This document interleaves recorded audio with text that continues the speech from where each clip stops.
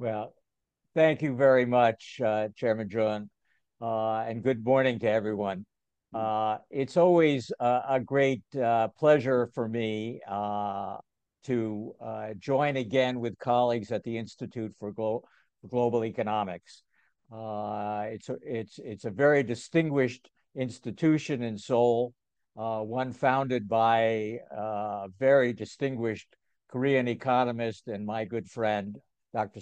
Il, and it is without hesitation that whenever I receive a request to work with the Institute for Global Economics, I say yes, and then figure out how I can rearrange my calendar to do so. So I'm very pleased to be with you today. It's a critical topic that we have on the agenda today, looking at the post-election trade policy outlook. It is a very difficult question to address because we are now 3 weeks to the day from the US election. Votes are already being cast, early voting. And the race, according to all the polls, is a dead heat. And so we may not know right away who has won the race, whether it will be former President Trump or Vice President Kamala Harris. But we do know that the election will make a big difference in the future course of U.S. economic policy. And this is something that I'm very concerned about.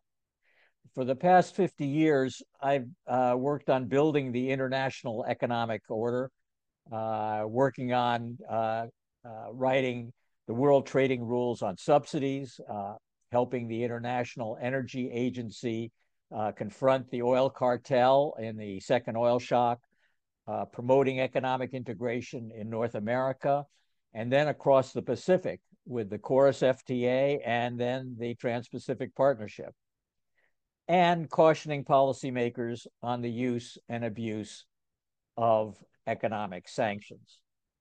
We've made a lot of progress. And I can recall many times Dr. Sagong talking about the great strides that Korea has made, being one of the poorest economies in the world in the 1960s and now becoming an industrial superpower. That's the hard work and effort of many, many people. But I fear that a lot of the progress that we have made in the post-war era is at risk of unraveling as cold trade wars and hot wars and new waves of protectionism masked by patriotic fervor threaten to disrupt or constrain international trade and investment. We've had an ongoing U.S.-China cold trade war since 2018. Large U.S. tariffs against Chinese imports into the United States, and tit-for-tat trade retaliation by China against U.S. goods and services and investment. And it looks like we are locked in a downward spiral of restriction and counter-restriction in the U.S.-China trade economic relationship. At the same time, we have hot wars in the Ukraine and the Middle East in danger of spreading. We already have seen threats to vital economic infrastructure, oil and gas pipelines and terminals in the region, disruptions of transport on the Black Sea and and via the Suez Canal and the Red Sea as the Houthis bomb shipping going through the Red Sea. This affects trade of many countries that have used the Suez Canal to shorten and improve trading networks between Europe and Asia. We've seen growing use of national security exceptions and disregard for the WTO obligations. And these are undercutting support for the rules-based multilateral trading system. Negotiations in Geneva are ongoing. Work keeps going forward, but the results are very slim and sporadic. Efforts to advance work in the WTO on important issues like climate and on digital trade seem to be getting nowhere. And that has led to efforts to look about reinforcing the trading system through bilateral and regional means. And that's something I'll talk about a little bit later. The near-term outlook darkens depending on who is in the White House on January 20th, 2025. And so what I'd like to do is to spell out some of the challenges facing U.S. policy and the different approaches that Mr. Trump and Vice President Harris would have in dealing with these issues. Now, the economic agenda for the United States in 2025 focuses on a lot of things, many of them domestic, that don't resonate very widely on the international scene, but will have a big impact on U.S. domestic and international economic policy. First and foremost, I believe, would be the efforts to revise or extend the 2017 tax cuts that Donald Trump passed in the first year of his administration. And that are due to expire by the end, many of which are due to expire by the end of next year. For Trump, he will want to extend and even deepen some of the tax cuts, thinking that those tax cuts will spur economic growth and pay for themselves. Though it's very seldom that that has happened in the past, and there's no evidence in the economics profession that would happen again. Vice President Harris wants to pare back many of these tax cuts, particularly those benefiting the rich and upper middle class, to devote more revenues to social programs to deal with the underprivileged in U.S. society. That, of course, would take additional effort and acts of Congress that may be hard to come by in 2025, because the Congress seems to be headed to be as divided between Democrats and Republicans as the presidential race looks to be in November. And it's unclear right now whether which party will control the Senate, which party will control the House of Representatives, and which party and which candidate will win the White House. But in any event, there will be very slim majorities making that determination in the election in 3 weeks' time. Now, there's also the task of rebuilding U.S. military and reinforcing industries vital to national security. Some of that is taking place as a result of the Inflation Reduction Act and focusing on rebuilding and upgrading the U.S. semiconductor industry. But there's also a need to upgrade U.S. military establishment, and in addition, our not only manpower but our equipment, particularly in ships. Given the nature of the hot and threatened hostilities in the Middle East and in Asia, the U.S. actually needs more ships, and we will need to have help from our allies if that's going to happen, but there's going to require a lot of spending. So more spending on tax cuts, more spending on military and industrial development. Then also confronting Chinese competition at home and abroad via new tariffs. I think both candidates will move forward on that. And that will include non-tariff barriers affecting Chinese trade and foreign direct investment. and it will require coordination on U.S. export controls, blunting technology transfer to Chinese firms, and closer alignment of U.S., Korean, and Japanese policies in particular. Next year will also mark a time when the U.S. will have to begin preparing for this mandated 6-year review of the U.S.-Mexico-Canada agreement, where conflicts over autos and energy and agriculture and judicial reforms recently enacted in Mexico threaten new controversies and conflicts between the three North American partners, and could lead to great frictions in that integration arrangement. Indeed, threats from Donald Trump could even undercut the ability to use Mexico as a base for nearshoring. So much for nearshoring if you are thinking of moving from East Asia to North America and finding investment opportunities for production to ship to the United States from Mexican facilities. Finally, confronting Russian aggression via economic and military support will require economic and military support for Ukraine, and will require tighter economic sanctions affecting global oil markets. And this is an area where the candidates will differ very, very broadly, and could have very profound effects for the world economy and for world peace. Mr. Trump, frankly, seems willing to cut a good deal for Vladimir Putin to save U.S. money that would otherwise be spent on securing the Ukrainian economy and military.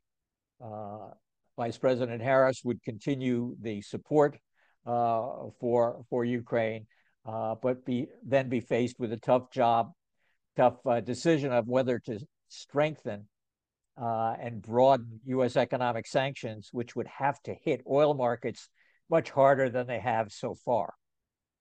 Essentially, Mr. Putin has gotten a pass on real harm to the Russian economy because he has been able to continue to sell oil on world markets. And that has brought in several $100 billion a year in revenues that has allowed him to turn the Russian economy into a war-focused economy with lots of distortions in it, but capable of continuing the war effort. Tightening those sanctions to limit the oil would have profound effects on global oil prices that would affect Mr. Putin, to be sure, but would also raise costs for consumers in Western countries and in East Asia. Now, what this all means as the introduction to my deeper dive into trade policy is that there will be key consequences on how the next U.S. president responds to all of these situations. Whatever happens, these priorities of action on the economic agenda will require additional federal revenues and probably some cuts to some programs and benefits, including possibly the Inflation Reduction Act and the CHIPS and Science Act. The latter two are more likely under Donald Trump, who doesn't claim ownership of that and wants to ensure that the revenues in the budget are devoted to covering the tax cuts. Changes to U.S. tax policies, additional military expenditures, trade and investment interventions, and primary and secondary economic sanctions. If you look at what will happen in markets as a result of this, it's clear that they will exacerbate the funding challenges of the U.S. government and thus risk spiking inflationary pressures via burgeoning budget deficits and protection-induced price increases. if you put tariffs on a lot of goods, the price of those goods in the U.S. market is going to go up for a lot of U.S. consumers. And U.S. consumers are both individual households and businesses that rely on imported components in their production processes. So Trump's plans, it is estimated, would add $3 to $4 trillion to the U.S. budget deficit over a 10-year period. And he dismisses this casually by saying that tariffs would raise lots of additional revenue. There is no evidence or there is no math that gets him that gets to that type of conclusion, except through the fantasy of the increasing tariff man that is not going to result in a stronger U.S. economy, but will result in bigger budget deficits.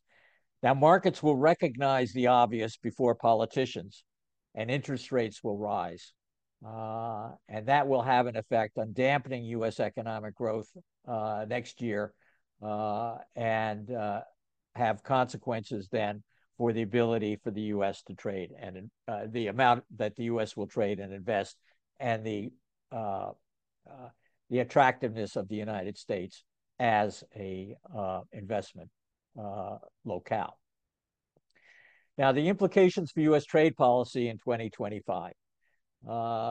This is probably what everybody was thinking I'd start with, but I think we needed to get to the point to recognize that a lot of what is going to happen is going to be affected by this budget crunch in the United States, and whether or not U.S. trade policy contributes to improving or making it worse. And in most respects, I think trade policy will make it worse. It certainly for either Trump or Harris, U.S. trade policy will be more inward-looking than internationalist, but much more inward-looking for Trump than Vice President Harris, who has tried to maintain a more traditional international posture for the United States. Domestic politics will increase pressure for migration controls. This has become a hot button political issue in the United States, particularly in the Southwest and among many of the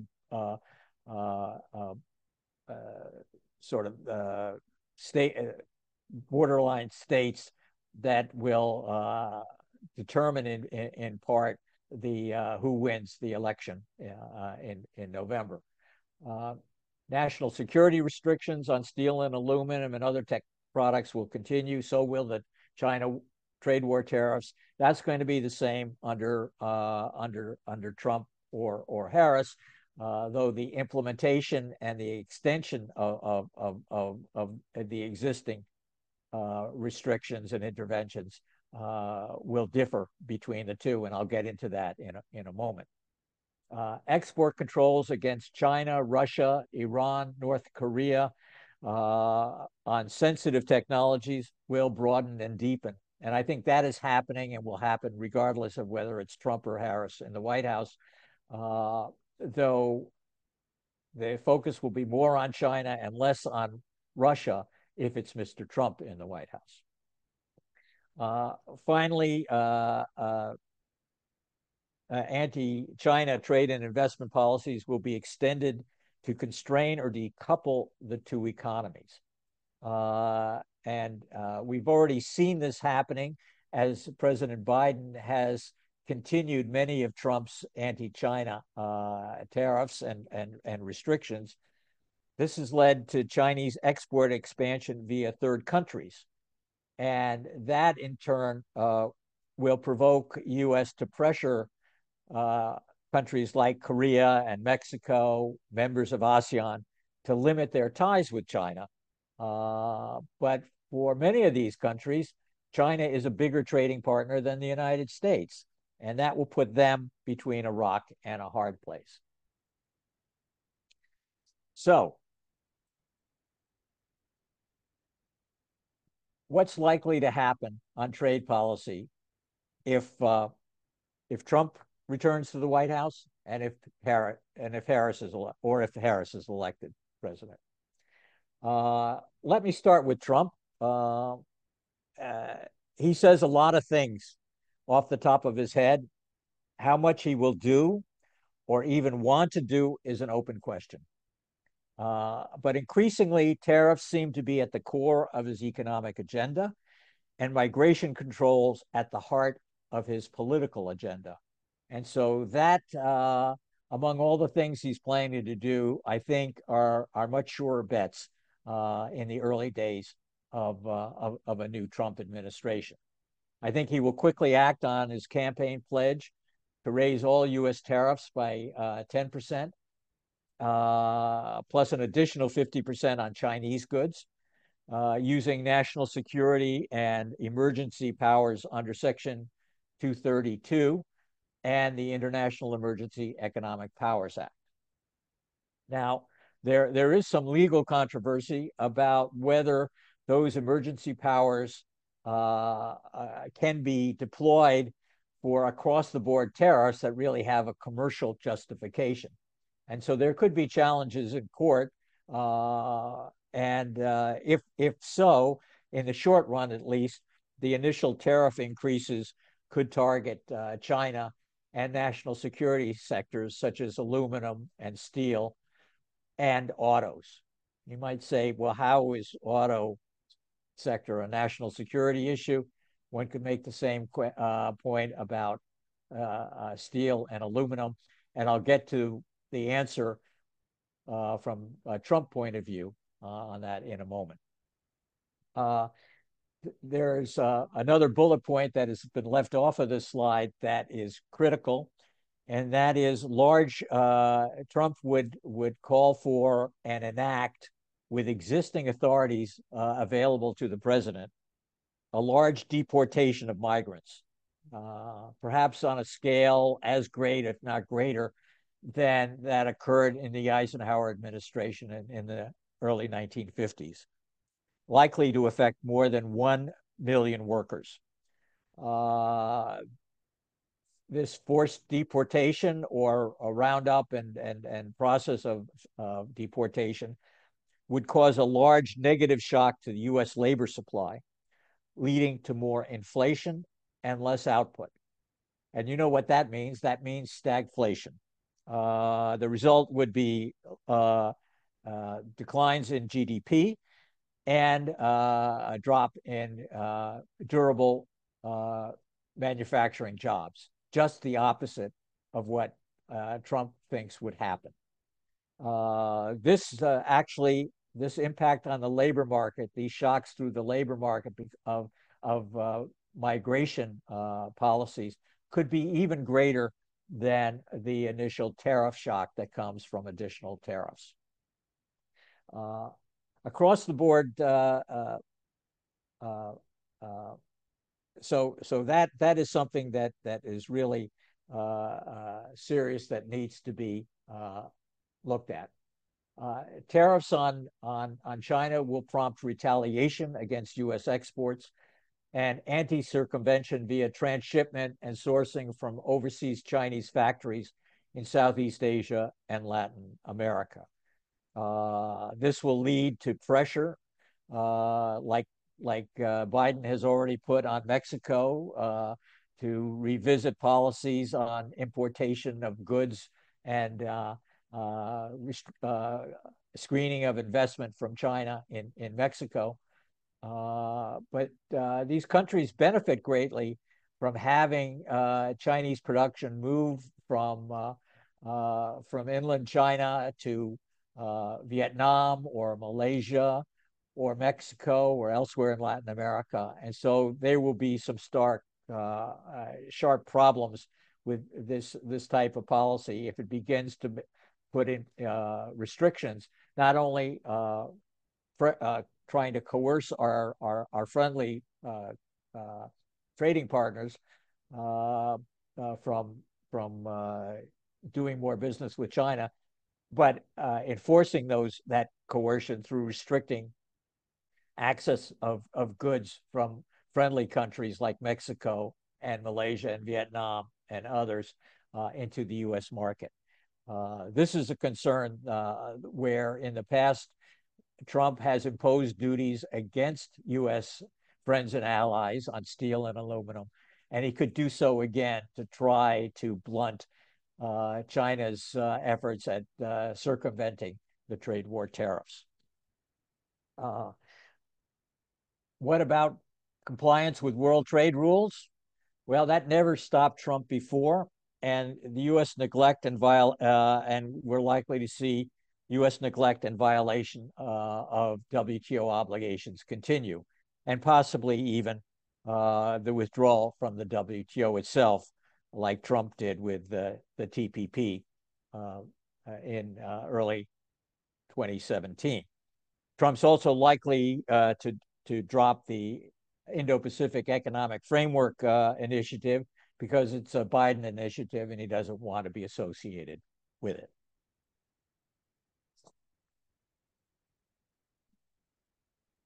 But there's more that Trump would do.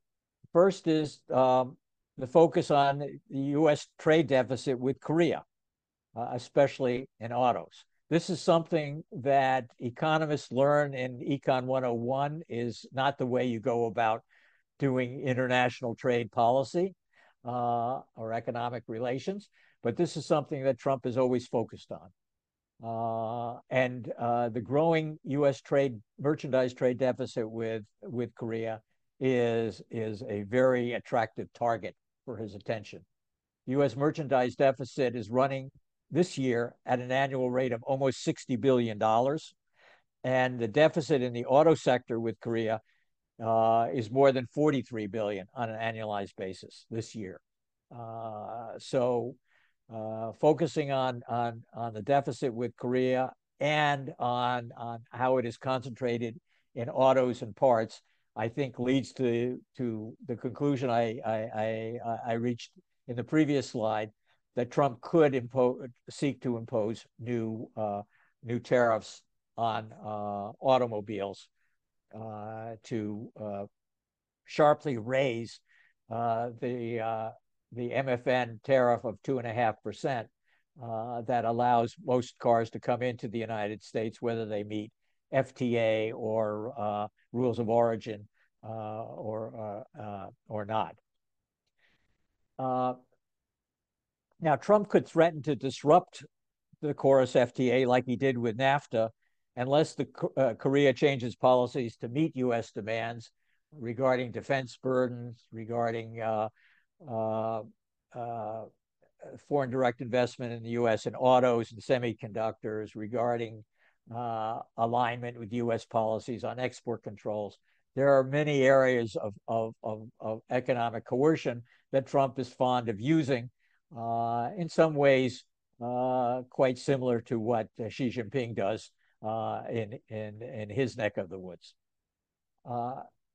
Now, under Trump, climate policies would be downgraded. There could be a cutback in some of the IRA subsidies and other climate incentives not supported by big oil or the big three automakers, and those could be reduced or defunded. But there's one area where Trump could do something that seems to be pro-climate, but actually isn't rationalized in that way. He might support a U.S. carbon border adjustment mechanism measure, essentially new carbon tariffs, not for climate purposes, but to generate additional revenues from carbon-intensive imports, hitting steel, hitting aluminum, hitting other products that have a big carbon footprint. Note that I have not mentioned exchange rate policy. And this is also an important part of Trump's economic program that could affect international trade and investment. Trump wants to have a weak dollar. He thinks that will encourage U.S. exports and supplement U.S. tariffs to protect the U.S. market. But the policies that he is pushing essentially would raise interest rates because they would be they would spike the budget deficit. Interest rates would go up, and that would have at least a near and medium term effect to drive up the value of the dollar, just the opposite of what he wants to do. This is a broader problem for the U.S. economy if Trump comes into power, but it also has important ramifications for trade policy. Next slide, please. I can spend less time on the trade policy priorities under Vice President under Kamala Harris if she is elected, because she is starting from the base of the current administration's policies. But she would moderate those policies in important ways. Compared to Trump, Harris would treat friends and allies more like friends and allies. And this could lead to even more stronger U.S.-Korea collaboration on semiconductors. I think this is very important.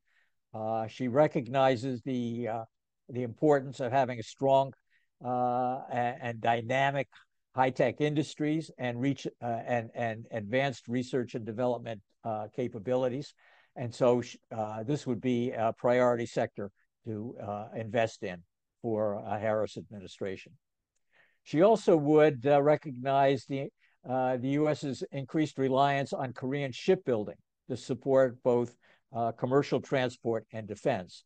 And I think we would see a much broader alliance and linkage between the U.S. and Korea defense establishment, and relying more on Korea to help us rebuild our shipping capabilities.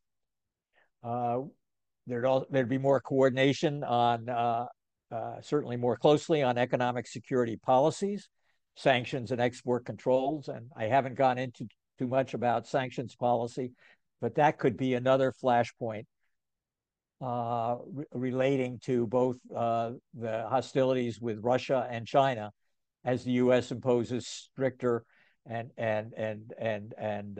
more intrusive secondary sanctions affecting financial institutions that could have an impact or could have collateral damage on the trade and investment of Western countries with China and Russia.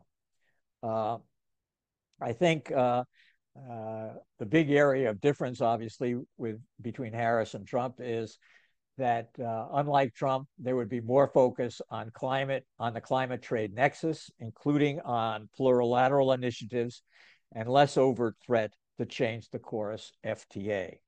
I think Kamala Harris has been a strong supporter of climate initiatives.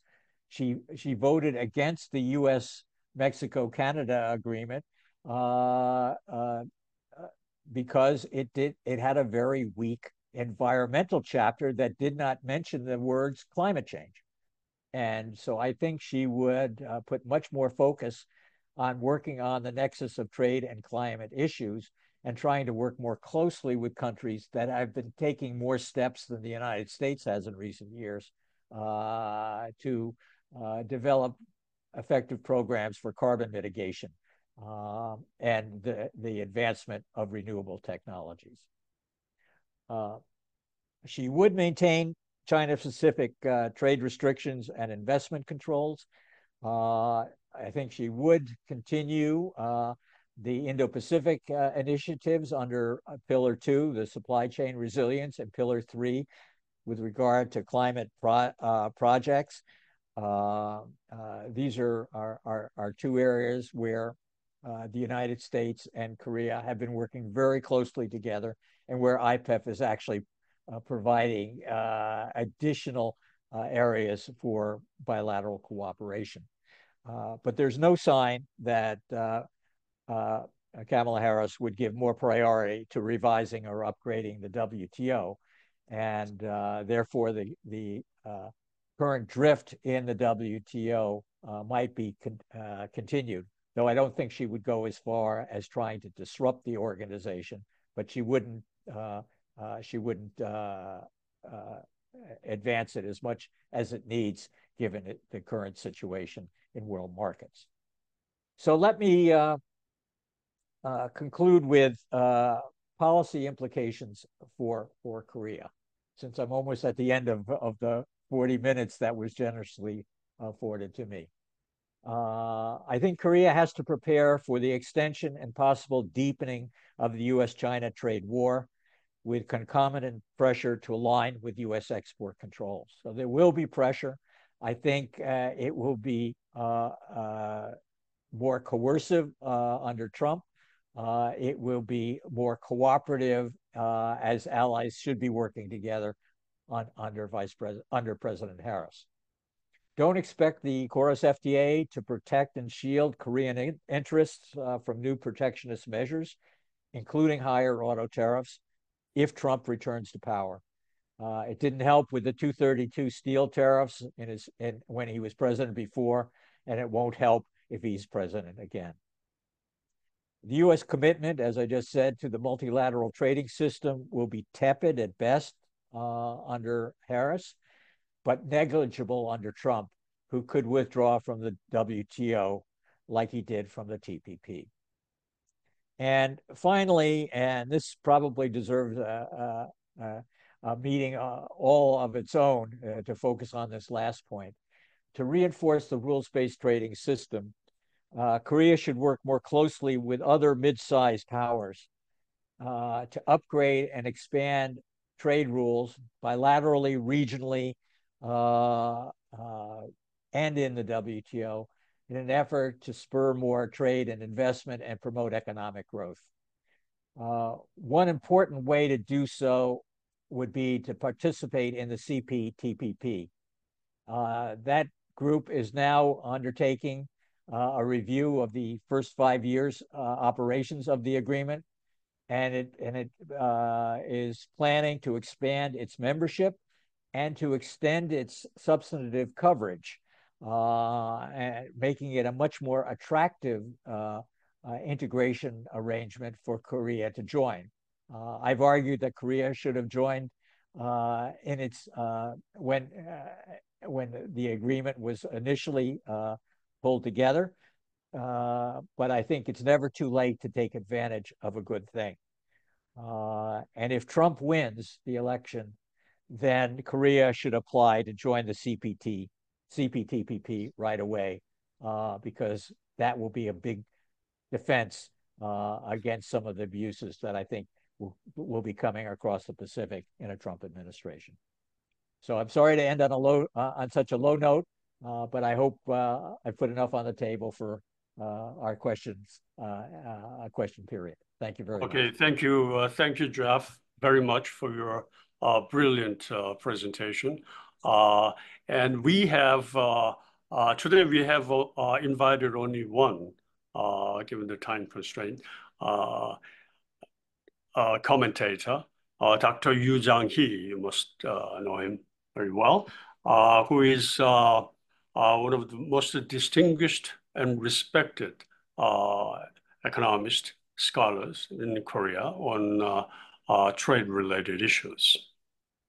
Dr. Yu has served as president of Korea Institute for International Economic Policy before, a vice chairman of the National Economic Advisory Committee, and chairman of the Commission on Shared Growth, among many other prominent positions he held. He is Professor Emeritus at Ewha Women's University. Now, I would like to invite Dr. Yu Jang-hee. Good morning. Thank you very much for joining us, Dr. Yu. Good morning. Good morning, Chairman John. Thank you very much for inviting me to this very important forum. And hi, Jeff. It's really good to see you, and hope all the things are going well with you. And I'd like to know how, I'd like to know how Fred is doing these days. He is doing very well. He is participating in lots of programs. He's still writing, and his insights are as valuable as always. Oh, that's great. Please give my best regards to Fred. Well, I really appreciate your eloquent speech this evening there and morning here. And it's really interesting to find out that you spent about 7 minutes when you talk about Trump's trade policy, and only 3 minutes when you talk about the Harris's trade policy. So from that, I've learned that the trade policy of the United States is going to be more and more complicated, particularly in dealing with the Korea's position as Trump is elected. Whereas if Harris is elected, things are going to be pretty much moderate in all the fields as far as U.S.-Korea trade relationship is concerned. I really appreciate that, and I like to shift the gear a little bit to some of the points that you haven't covered this morning. That's about the APEC summit meeting. The APEC summit meeting is going to be held in Peru this year, and in Korea, Gyeongju in particular, Gyeongju City next year. Since both U.S. and China are the major members of the APEC, I'm sure the U.S. leader and the Chinese leader will get together in Peru this year in November, right after U.S. presidential election. And also they're going to get together in Gyeongju next year. As that happens, I'm sure these two leaders will be able to have good chances to talk to each other and then try to understand each other better, particularly in dealing with the trade policies. What kind of expectations do we have as far as this APEC summit meeting is concerned this year and next year? Well, that's a very good point, because one of the problems we face with the trade wars and the trade tensions globally is a lack of trust. And unless you have person-to-person, meetings and relationships, it is very hard to overcome the mistrust that builds up in domestic politics. Mm. So I've always thought very important that we maintain channels of communication, even when we were going through and are going through difficult periods. But we don't want the other side to misinterpret, misunderstand, and misjudge what the other side is doing. Mm-hmm. So for that reason alone, the APEC summit meetings will be invaluable. Mm-hmm. I think there are areas where there is room for the United States and China to work more closely together and to benefit, particularly with the support of other APEC countries. And in the area of climate change, that could be the one area where we have common purpose, where Korea and Japan and others could contribute to a more balanced discussion and perhaps new initiatives, and where the world there is no effective result unless the United States and China are participating in a climate carbon mitigation agreement. Will that happen in APEC? I hope progress can be made there. Could it happen in CPTPP? I think one of the areas where the CPTPP members are thinking of expanding their substantive coverage is in the area of dealing with trade and climate. And if they could invite member countries, countries seeking a accession to the agreement, and other important outsiders like the United States and the European Union, you might have the foundations for a plurilateral agreement that could be done in the CPTPP context too. And I'll be writing a bit more about that in the next coming weeks. Would there be any possibilities that China would be invited to CPTPP in any case? I think the prospects for China passing the CPTPP requirements in the near to medium term are very low. Very difficult. And I think the Chinese have already recognized that and are basically working off of that assumption, recognizing that they still benefit by their application because they're effectively, for political reasons, blocking the accession of Chinese Taipei into the CPTPP. Thank you. Thank you, Jeff. Okay. That's it, Dr. Yu. Any follow-up, any additional questions that you would like to propose? Or... Yeah, may I add one more question to that, to Jeffrey?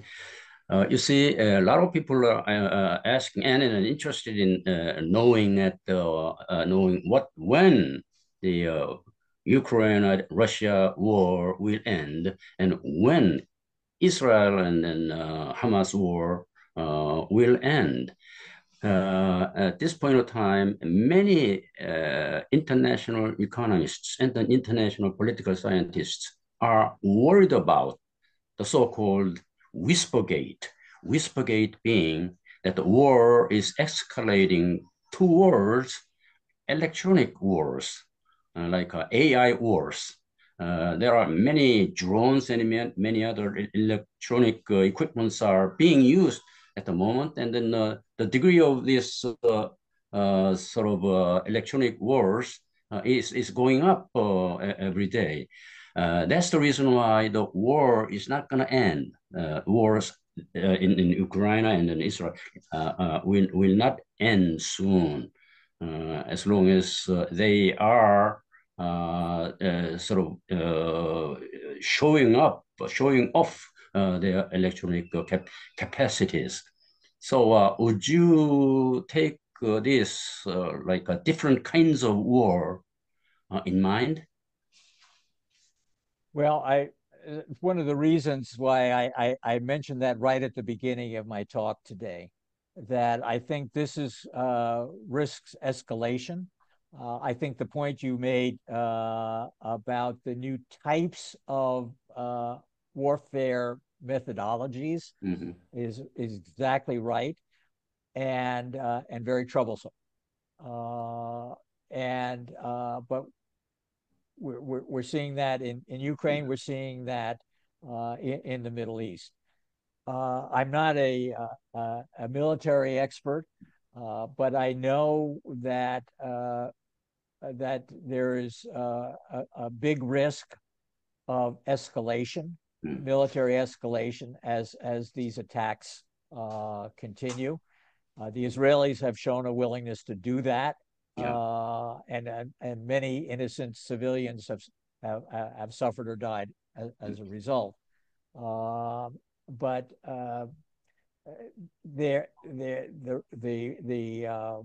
from an economic or trade point of view, I am concerned that there will be an expansion of hostilities across the Middle East with Israeli retaliation against Iran, and I'm also concerned that if Trump becomes president, there will be more pressure on Ukraine to accept a bad deal with Putin, with Russia, and that will exacerbate U.S.-European relations, because the Europeans will feel they're in a much more vulnerable position. But there is another aspect to this that you know more about than I do. And you left it out in talking about Ukraine and the Middle East.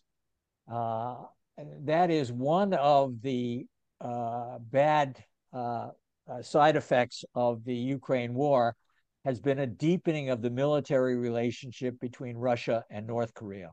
North Korea, right. And as Russia becomes more reliant on war materiel from North Korea, it gives the North Korean regime a little more room for maneuver or flexibility in its actions on the Korean Peninsula. Right. And that worries me quite a bit. And in fact, I told the Chinese it should worry the Chinese quite a bit. Because it gives the North Koreans a bit more independence away from Chinese pressure and coercion. So this is something I'm also very worried about, and would hope that political leaders would focus on. But I would value your expertise because it's such an important and critical issue for South Korea. Right, you're right.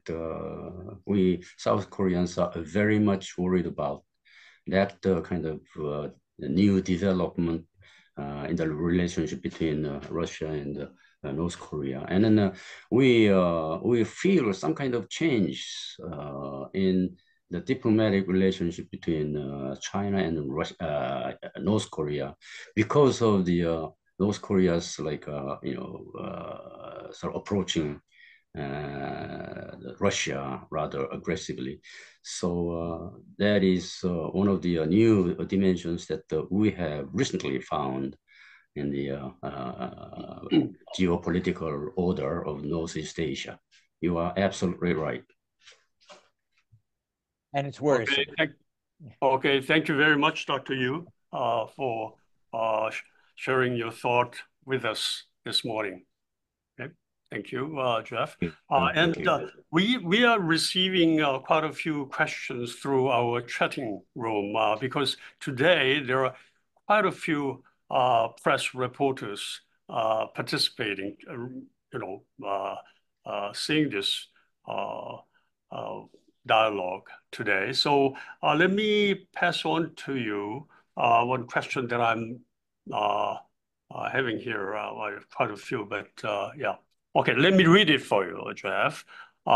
Jeff, thank you so much for your insightful presentation.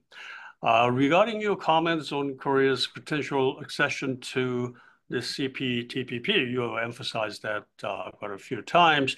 You mentioned that it would shield the country from Trump's pressures. Could you elaborate more on how joining the CPTPP provides Korea with this protection? A little bit of elaboration, and also you may touch upon that how best we can sort of access this, because apparently there is some different views about the existing members and Korea itself and political circles and how smooth the process of joining CPTPP is not also, it could be questionable as well. But I do have a better expectation this time around because a new Prime Minister of Japan is viewed as a pro-Korea politician, whereas Korea's president is trying to improve our relationship, bilateral relationship with Japan. So, so your elaboration on CPTPP, that was the question. Well, this is a critical issue, and I can't give it the importance it deserves in a short answer. But let me make a couple of points. First of all, the door should be wide open for Korean participation in CPTPP once Korean officials decide to apply for membership. there are a few areas where there would be problems for Korea meeting the CPTPP requirements. If you recall, the CPTPP was largely the TPP, and the TPP started negotiations based on the foundation of the Chorus FTA. Korea is already way ahead of the game in terms of meeting the requirements. That I don't think is the issue. There was always the concern about whether certain members of the CPTPP would make additional demands on Korea as a price of entry. But I think that has gone down quite a bit as Korea and Japan and others have been working much more closely together. The expansion of the substantive coverage of the CPTPP, which the existing members are planning to discuss at their commission meeting next month, I think also would provide an additional incentive, because this would be in many areas where Korea wants to work closely with its neighbors in the region to build more solid rules to promote digital trade, to work on trade and climate issues and the like. So there's a lot of upside for Korea to join, and I think very minimal obstacles for that. Would it block coercive efforts if President Trump is back in the White House against Korea? President Trump likes to operate on a one-on-one basis. And Korea, working more closely with its close partners and allies in the CPTPP, which now will include the United Kingdom, which will become the 12th member of the CPTPP in the next month or two, I think will provide some safety in numbers. And other countries are likely to try to accelerate their membership applications, such as Indonesia, which just applied. And this could also be very helpful for Korea, working with other close partners, trade and investment partners in the region. So I think there's a lot of possibilities that would put Korea in a much better position working with the CPTPP and using that relationship to help support its bilateral relations with the United States. Okay, thank you very much. I'm sure that this is sufficient to respond to the question raised just before.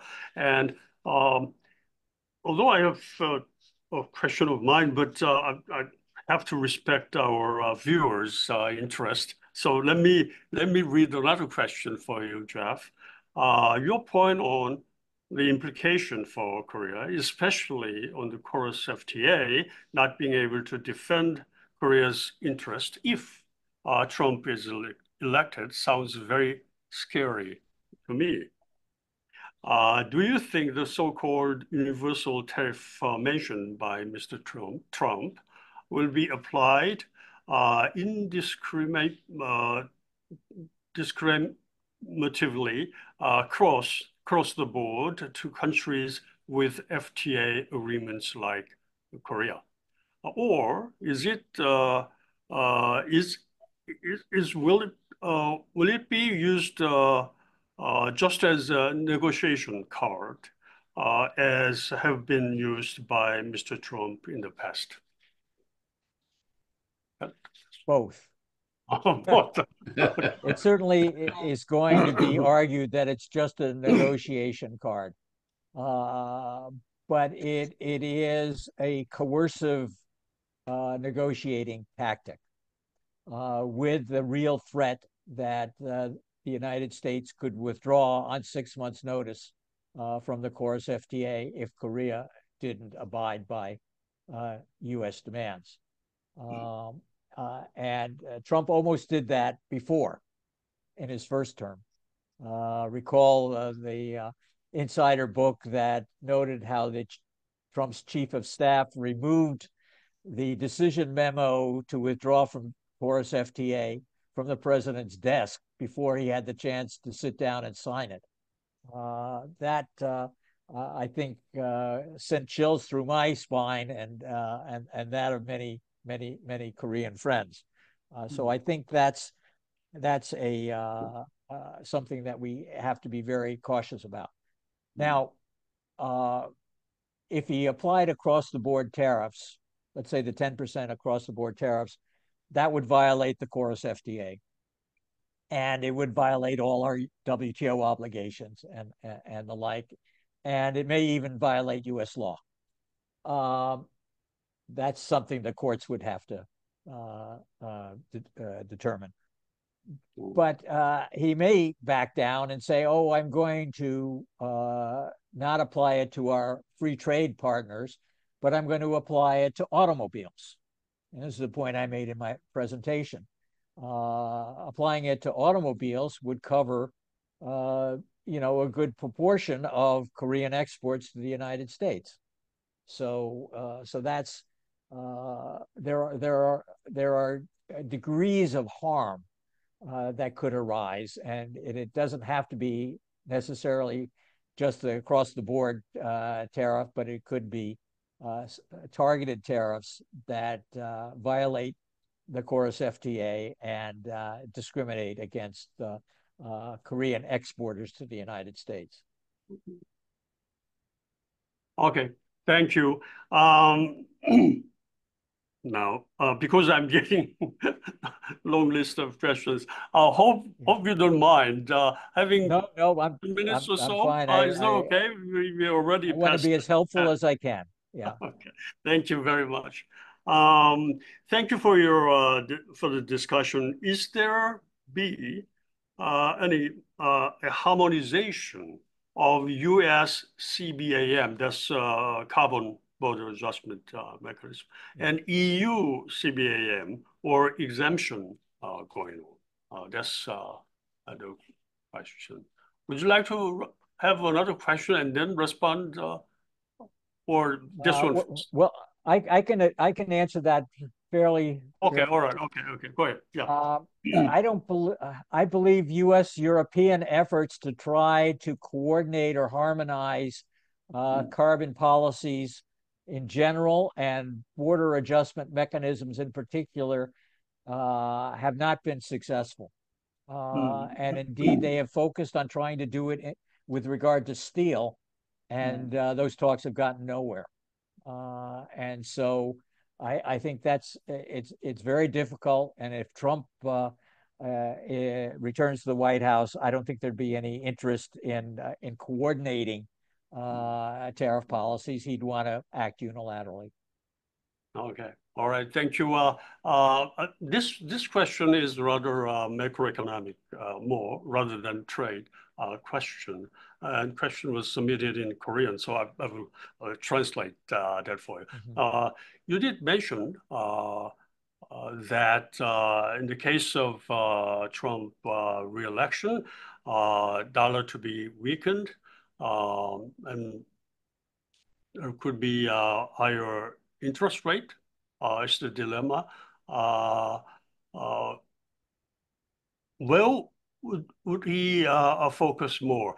I think that this is the thing. There are some economists, a lot of economists contend that what Trump is trying to apply once he's reelected, that those different parameters don't match. There, for example, apparently he was trying to say that he would like to see a weaker dollar, but at the same time, other policies he has are very inflationary consequences, as you, Jeff, described before, meaning that we would have to have higher interest rates. Then normally, higher interest rate mean stronger dollar. So they are not, matching exactly. So if we have a conflicting outcome of the policies he's pursuing. Is there any, what is your sense that he meaning Trump, would prefer one way or another? Right, Also, you spelled out the issue very, very well. And what Trump would like is to have a weak dollar to boost U.S. exports and to protect U.S. manufacturing at home. But as you said, all of the policies he's following would lead to just the opposite result. But there's one other factor that hasn't come into play. He has also talked about having more control over appointments to the Federal Reserve Board. And what he would like is a more compliant board membership that favors a weaker dollar, and so doesn't raise rates in the face of inflationary pressures.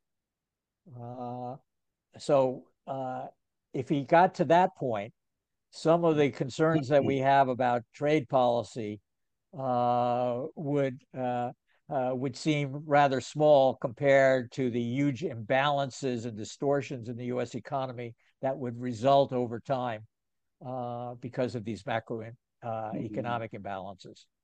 So the question is a very appropriate one, but it deals not only with the economics, but the politics. Right. And this is an area where Trump, being so successful in appointing 3 members of the Supreme Court that led to changes in other areas, now wants to recast the Federal Reserve Board to make it more compliant to the president and more less hawkish with regard to interest rates. Okay, all right. One further question related as an extension of the question that I just translated just before is that in that case then, given all the policy tools Mr. Trump has on his dish, would the current bullish stock market on the Biden administration would be able to continue this strength in the stock market in the coming years as he comes on board? Tougher question. This is predicting stock market. Always tough. I worked on Wall Street in the 1960s. I was not in a very high position, but I learned enough to know that if you think you know where the market is going, put your money on the table and see if you have any money the next day. I think there are a lot of factors that will come into play short term that will affect stock market valuations, and some of these macroeconomic effects will take some time to play through. So it would be very difficult to think about stock valuations, but clearly there will be some impact as inflation spikes in the near to medium term, and that will impose additional costs on productive capacity in the United States and dampen growth, and that has to lead over time to weaker stock valuations. Thank you. Thank you for your response. Jeff, I have not a huge question, but kind of a reflection that I have while you're making presentation. That has to do with this. Whoever comes in, regardless of the outcome of this election, one thing that appears to be almost certain, some commonality, if you like, is U.S. policies are taking tough, tough stance on China. Between the two candidates, there is a difference with respect to degrees, but tough stance on China policy appears to be something that's going to happen. Now, what I think the kind of consequence or impact on China's economy, in my view, and the leading experts' view as well, is that could be potentially devastating because, as you know well, Chinese economy is in a downturn now. Even with the stimulus packages announced lately, it's not the economy 10, 20 years ago. It's chronic low growth environment.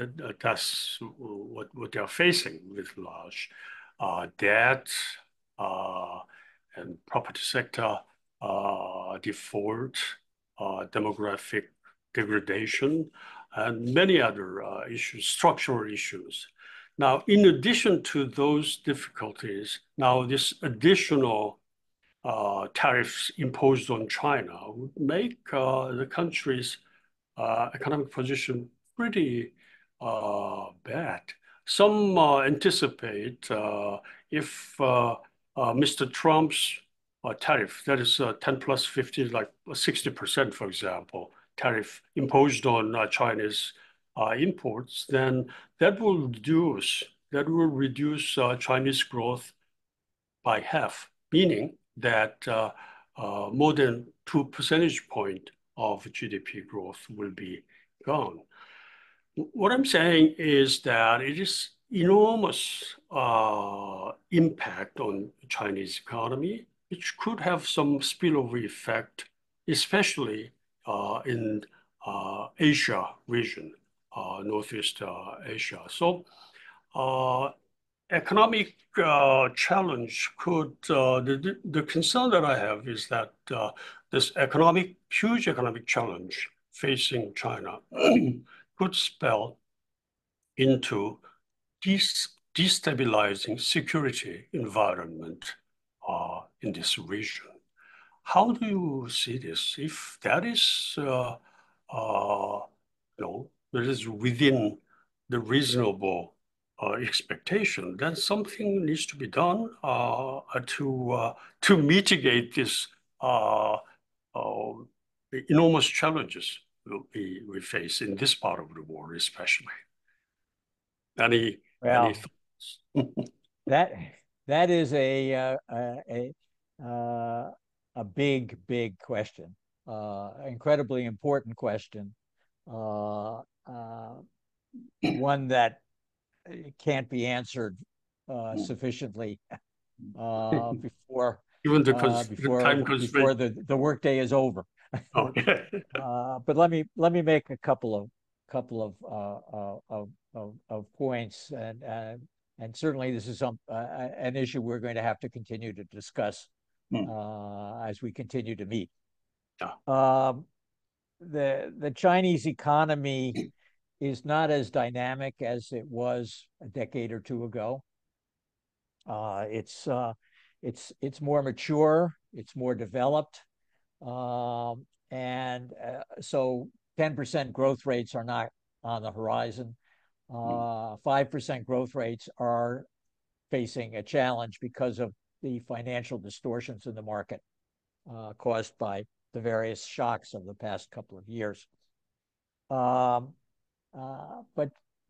China is a huge domestic market. So even though it's the world's biggest exporter, it can still get by to a significant extent by redistribution and changes and indigenous technological development. And it seems to me that Xi Jinping is placing a very big bet on supporting and subsidizing indigenous technological development. to find the breakthroughs that will lead to world-class production, advances as is occurring in the electric vehicle market, at least at the low end of that market. So I've discussed. I've heard a variety of opinions on this from Chinese economists. I was in Shanghai last month. Had Chinese visitors in Washington, and I'm sure we'll hear a lot more about it next week during the annual meetings of the World Bank and the International Monetary Fund in Washington. Excuse me. But I think there is a good chance that Chinese growth will underperform, which will, in most respects, in the short run, just mean additional adjustment challenges for the Chinese government, dealing with municipal and provincial authorities. I think that's manageable in the short term. I don't think if Trump put on these massive tariffs, there would be a shifting in some production, but also a shifting in where goods are produced and where they're shipped to. And remember, China has preferential access to a lot of important markets in the Asia Pacific region that the United States does not have, because we pulled out of TPP, because we don't have a FTA with Japan, because many ASEAN countries are not in a preferential agreement with the United States. So I'm not sure where to sort of pull these diverse strands together. I'm not sure the situation would be so difficult in China economically that they would seek a more political or military distraction to try to divert attention. We saw evidence with the naval maneuvers around Taiwan in the past week, Right. but I think the destabilizing the security environment, I think things would have to be a lot worse in terms of the economics and the politics in China for that to happen. Yeah. Yes. Okay. Thank you very much. Indeed, we are moving into more turbulent environment as we expect new whoever out of two candidates comes in the White House next year. So we should be well prepared. Thanks for your great advice and excellent diagnosis of what's really happening and what will likely happen in the coming months and years. Thank you very much, Jeff, for joining us today again. And I would like to let you go to have a late dinner, your second dinner at this time. Thank you very much. Well, thank you. It's always a pleasure to join you and your colleagues at the Institute for Global Economics, and a great pleasure to see my friend Dr. Yu. Thank you. Thank you. Okay. Thank you very much, Dr. Yu. We'll get in touch. Okay. All right. You take care. Okay. Okay. Bye-bye. Bye now. Thanks a lot.